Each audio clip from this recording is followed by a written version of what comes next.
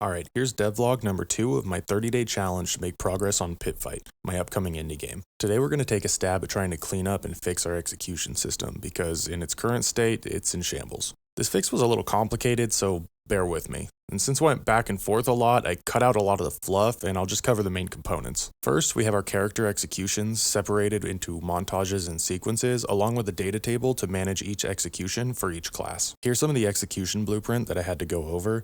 I had to do a ton of cleanup, but underneath it all, we're using a heavily modified version of the multiplayer execution system.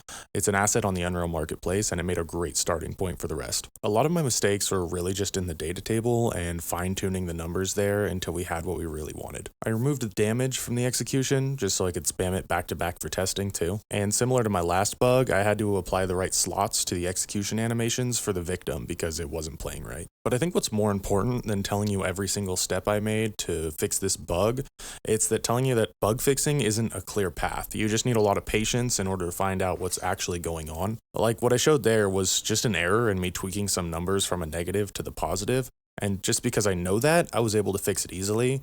But if some processes get too big and it gets messy there, you could do that and think it's an entirely new bug. So you just have to be careful with your approach and make sure you remember as much as you can along the way as you're changing things, or at least be able to recognize them when they break. But we still have a lot of nonsense happening though, so let's get that fixed. I noticed one of the main problems was the rotation.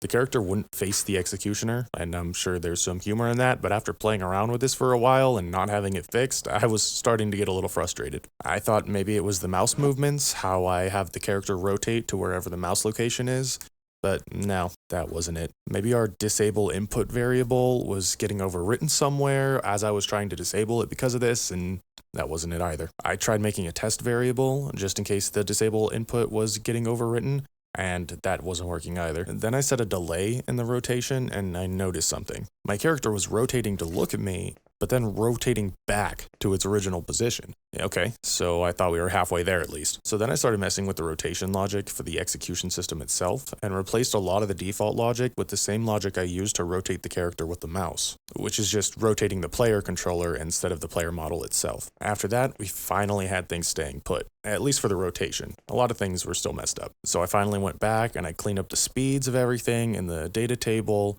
I turned the damage back on, I removed the debug boxes, and bam, we finally got a good-looking, rotatable execution. I almost didn't get this one out today, but day 2 of our 30-day challenge down. So if you got this far, thanks for the support, nerds, and we'll see you in the next one.